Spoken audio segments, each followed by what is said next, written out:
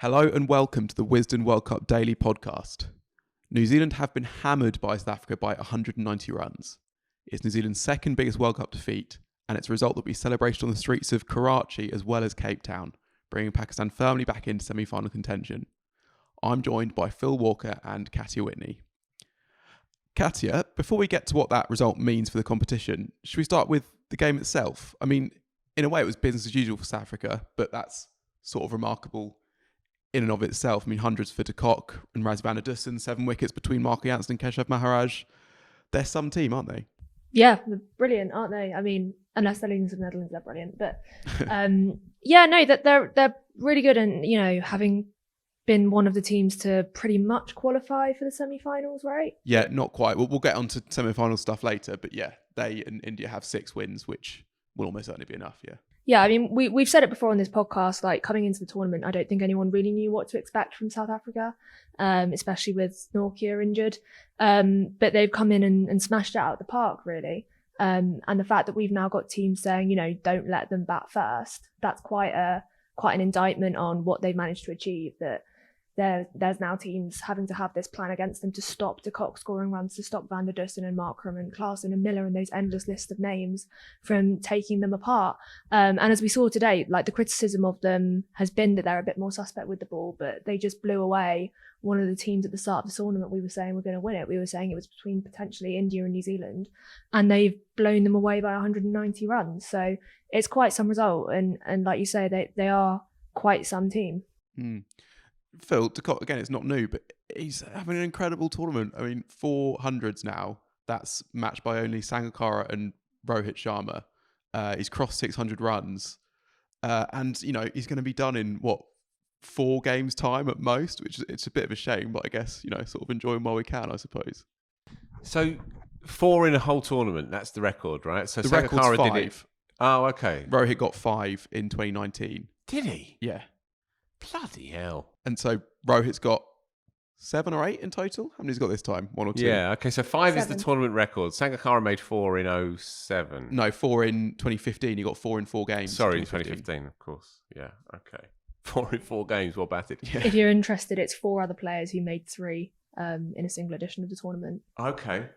I'll come back to that because nothing comes to mind immediately. Anyway, he's a funny one, isn't he, de Kock? And he was interviewed afterwards, and he's utterly unmoved by the seismic things that happen around him. They always say about him that he'd rather just be fishing than doing anything else. That he's become this sort of icon of the game almost by accident, really.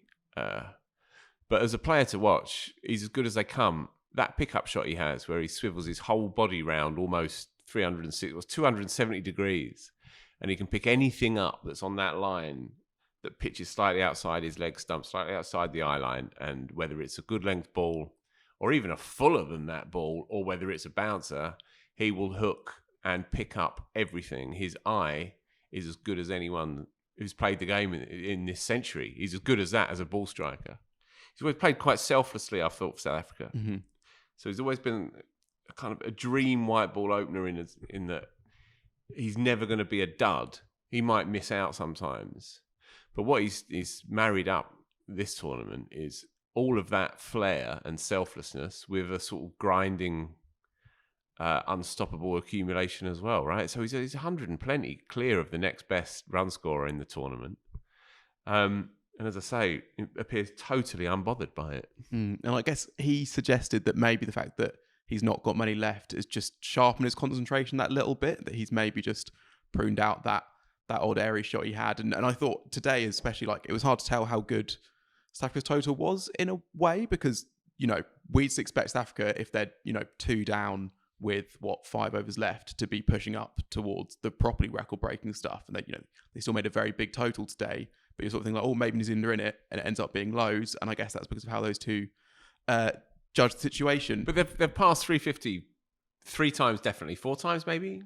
Yeah, I think it's 8 times this year as well. Right. Yeah. So they have their model, and from now on, assuming that they are in the semi-finals, whoever wins the toss against them will only really have one option. You would think, right? Looking at the way that the tournament has played out, obviously England made the slightly eccentric decision of of putting themselves in first anyway. But yeah, that model that they've got is relentless. And while they've been defined by the bat so far, they've got a really brilliant, varied bowling attack, right? You know, they've got a left arm quick, they've got 2 right arm proper quicks. Kurtzia is fast. Rabada's a champion. They've got a really good left arm spinner who turned it vastly today for his 3-for. It's just a really, really good, basically complete cricket team with identifiable bits to it, you know. So they seem to have answers to whatever you throw at them, really. And they've got a reserve spinner in Shams who's really useful as well. So it's all gearing up to get thrashed in the semi-finals.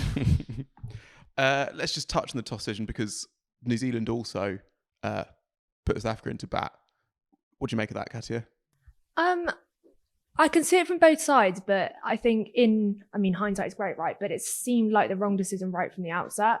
I mean, you mentioned that England thing today had echoes of slightly less disastrous, but that England decision with Latham putting South Africa into bat and then them losing one of their seamers halfway through the first innings and having to find overs from somewhere and getting absolutely smashed. I have to say I didn't know that they put them in today. I can't believe that. I missed the first half hour of the game. I can't believe that happened. Wow. Right, so they clearly they were worried about the dew, right? That was the reason Latham gave, or he said it was going to be a good pitch? Yeah, I think the dew, chasing under lights and stuff. I guess it's one of those where they've backed themselves to just be better at the things rather than worrying too much about, oh, they're really good at this thing, so we've got to not let them do it. But then they got very close against Australia chasing, but then they also gave up 380 in the first place. Yeah. I understand the argument that Latham was making and that you've made about you back yourself to be good enough and you think what you want to do. But surely when you think about a toss, you think about 2 things. You think, what do we want to do? And what do the opposition least want to do? Yeah. And then if those 2 things are different outcomes, you think, right, what is probably going to have the biggest outcome on this game? And on current form, South Africa have struggled twice while chasing, right? They lost against the Netherlands and then they almost lost against Pakistan.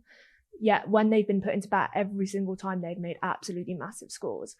So whilst the dew could be a factor, if a couple slip out your hands when you're bowling, it doesn't really matter if they're defending 360, right? Mm-hmm. So surely the correct decision was to put South Africa in first and force them to chase and force them to do something that they've not looked comfortable doing so far in the tournament. So I can see the logic behind the decision, but I don't think that logic matches up to what the correct decision could have been. Bang on.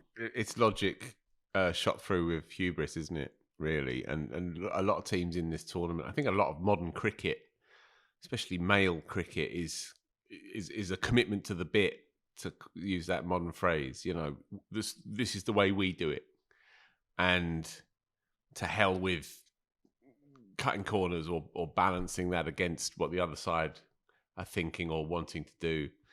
But that's a dangerous place to get to. You know, we've seen it with the England side. New Zealand dropped one there for me, to say the least. Anyway. Well, we should talk a bit more about them because they've now lost 3 on the trot. And while the first 2 were close defeats against very good teams, this was a real thrashing, still against a very good team. And just as boring as the form is the fitness. So Williamson, Ferguson and Chapman were all not available for this game. They were all touch and go, but they were all not available, I think. And then Matt Henry and Jimmy Neesham. So Matt Henry limps off halfway through and over with what looks like a hamstring injury, came out to bat, but that could be his tournament done. Jimmy Neesham got hit on the thumb and came in lower down the order.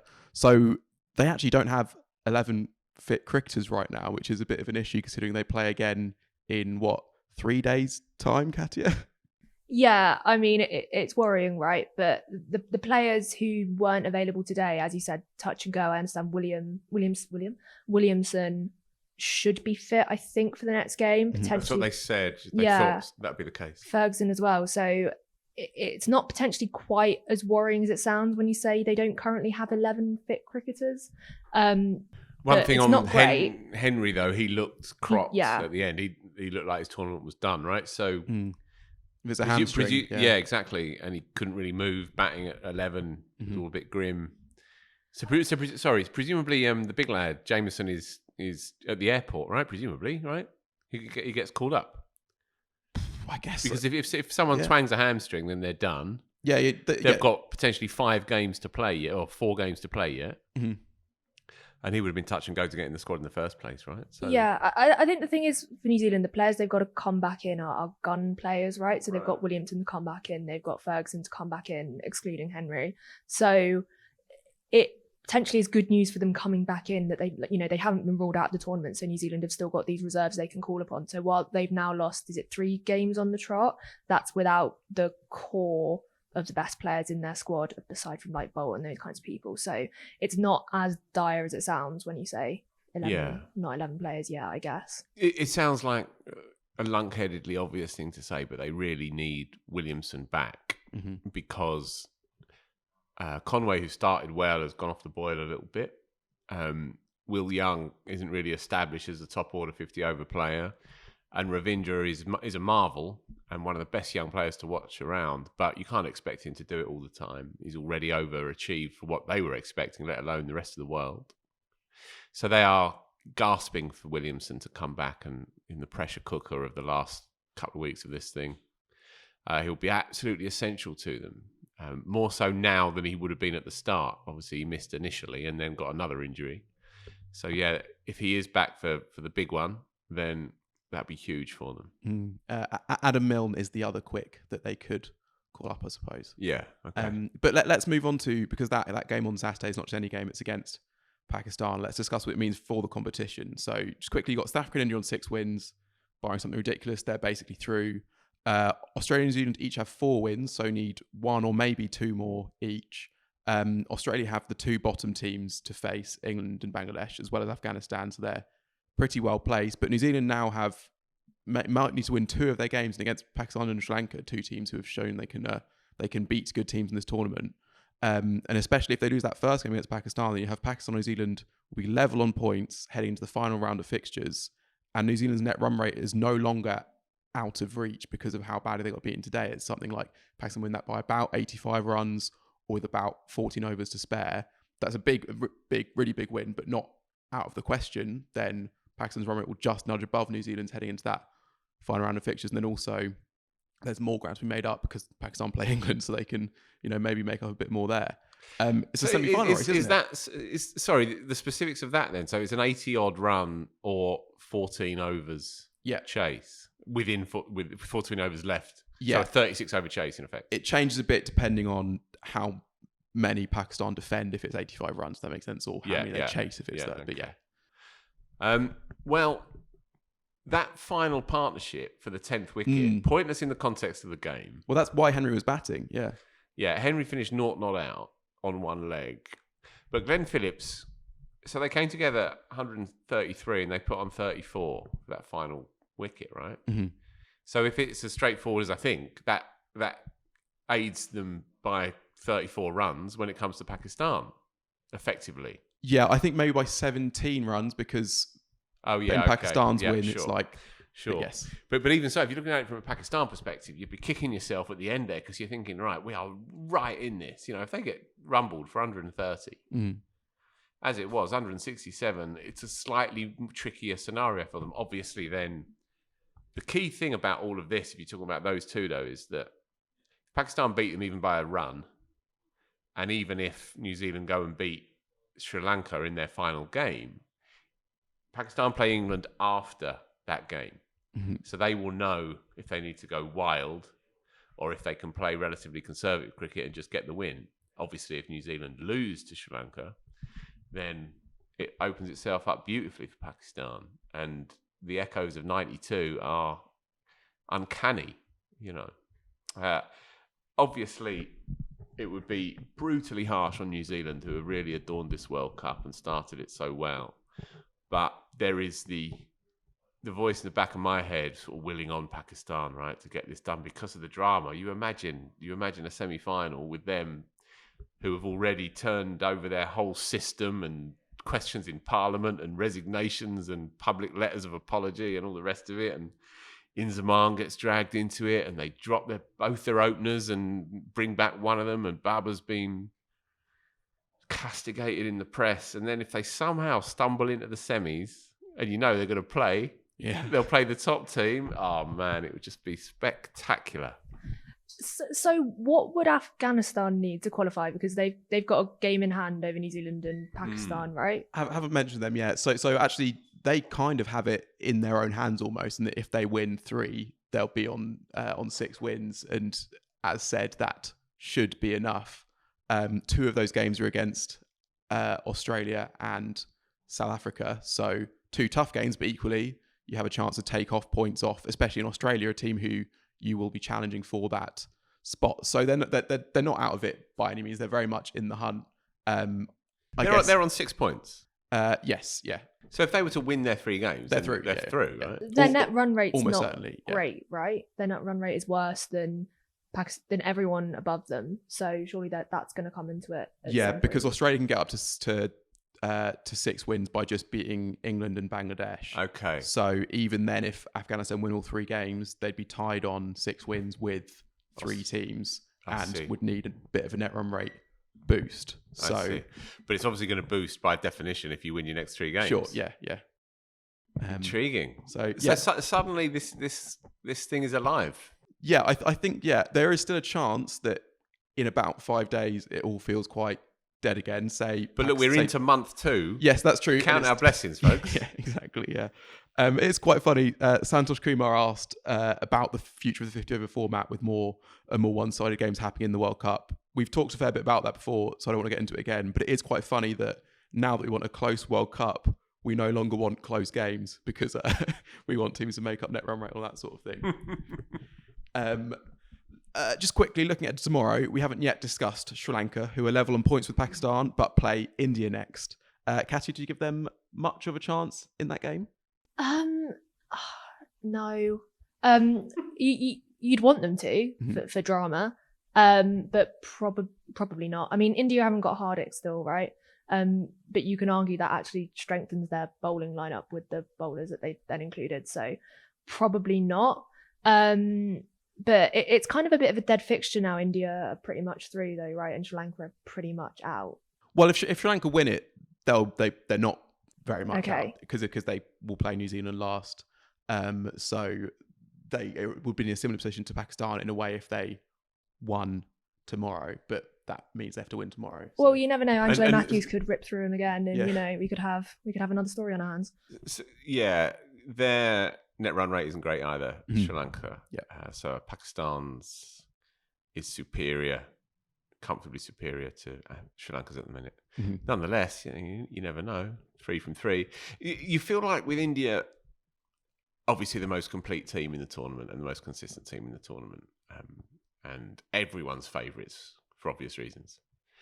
But they've also got away with 1 or 2 in that they were bundled out by England, but then England managed to bundle themselves out after that. They were 2 for 3 in the first weekend against Australia and held that together. 1 or 2 dropped catches. Could have been a very different story. That game against New Zealand, they needed 80 odd with 4 wickets in hand. So if one of was it Jadeja or Kohli falls, then it's back in the balance sort of thing. Yeah, and even just on the balance of probabilities, it's a big ask to win all 9 of your games.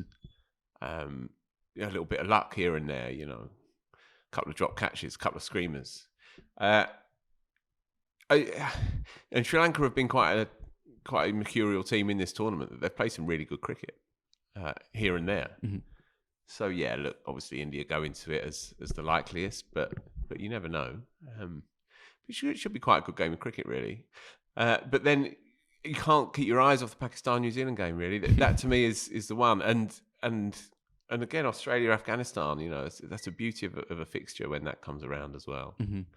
I don't think everyone was expecting that we'd still be talking with great relish and enthusiasm about the latter stages of this group stage, but we are. Well, that does it for a slightly extended part 1. We'll be back in part 2 just to do a little bit of England stuff. Elsewhere in the World Cup today, David Willey has announced his retirement from international cricket, which he'll do at the end of the tournament. So he'll be available for England's next few games. Phil, it seems as if this is at least partly because of the central contract stuff. So these were announced during the World Cup 8 days ago. I think it's 29 England players that have got contracts, but none of them are David Willey. He's the only player in the World Cup to not get a contract. I think he's only actually ever had 1 contract, even though he's been in England cricket for 8 years. like he's been in the top 20 or so white ball cricketers in England since he debuted. Like that seems like fair, but he's always sort of been fighting for his place or proving something to someone. But Phil, over 100 games for England, playing in a World Cup final, he might have been close to player of the match in that final if it weren't for Stokes and Brathwaite. He's had a career he can be pretty proud of, hasn't he? Yeah, and he can have a few weeks that he can be proud of as well. You know, he's been probably the standout seamer for England. He's top of the batting average as well. Is he? Mm. Yeah, look, wholehearted cricketer, underrated by the England management, it would seem. This is one of the motifs of this disaster for England. The fact that one of your stick-on players not only is overlooked, it must be so embarrassing, humiliating for him. You imagine being in that room, in that team room that night. How many? What do you get? Oh, I got a 2 year, 3 year, 1 year.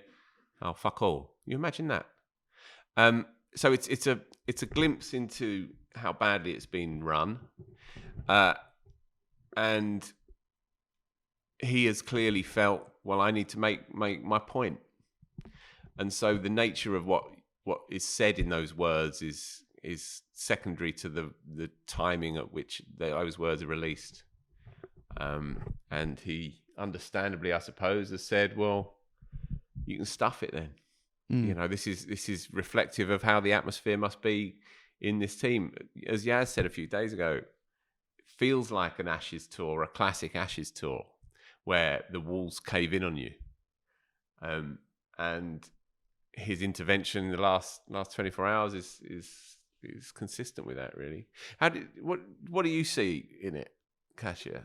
Pretty much what you see. Like it was coming when he didn't. As soon as he didn't get that central contract, then that was the only real option, right? Because he's a cricketer of a certain age with franchise deals that he can take advantage of, and not been awarded a contract by the country that he's playing for in a World Cup defence. So there doesn't really seem any way back from that after that. And it is the final piece in the place of a proper England meltdown on a tour, right? Like you were saying, it's not quite Graham Swan 2013 levels because he's going to play out the rest of the tournament. But it's getting there.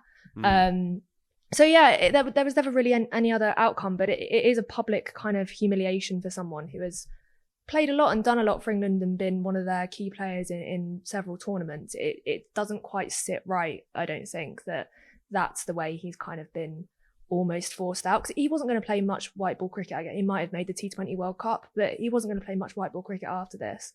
But to have a kind of public shaming, force out kind of thing, that's not the way you really want to see him go. So it does leave a bit of a bitter taste in your mouth when it comes to David. I hope he doesn't regret it in the end. I hope that this isn't a decision that he's reached purely on emotion, because there is a T20 World Cup next year, as you say, and he would very possibly be a part of that. And I hope when the dust settles on it all, he's at ease with the decision that he's made, you know. Yeah. But I can totally see financially as well, because it's not... Oh, for sure, financially, of course. It's not just not having the contract. It's not just the fact that you have to give up white ball deals. It's the fact that he would have felt so strongly what it's been like financially to be a fringe England player. Like if you go on tour, sure, you get a tour fee, but if you're sitting on the bench, you're not getting the match fees in the same way. And then if you're also not got the contract, you also don't have that just ticking over in the background as well. Versus so you know, if he wants to stay available for selection, and then he's going on some awful white ball tours when other players are resting themselves or whatever, and then he's going and not playing or playing 1 or 2 games, and for that he's missing these, because he'll be a really valuable cricketer in not I guess not the IPL, but say the SA20. He'll be a dynamite pick up there. And yeah, I totally get it as much as it is. But you could have maintained an involvement with the England T20 side possibly, without impinging too much on these kind of independent forays that you talk about, right? And yeah, look, he's probably at peace with it, I would imagine. But I hope that it's not a decision that he later comes to think, I wish I hadn't pulled the trigger. Can always unretire. That's well, what you can do these days. If you're certain people who exist on your own moral and ethical plane, then you can do what you like. Yeah. I have to say, David Willey had 50 over World Cups, left out of the last one at the last minute for Jofra Archer, and then retiring halfway through the next one. It's not been a happy World Cup career, has it, for David Willey? No. And then the other two England headlines, Morgan has ruled himself out of taking over from Matthew Mott as head coach, as some people suggested England should choose to do. I don't know if that's too surprising or not. There's no flies on this boy. Yeah.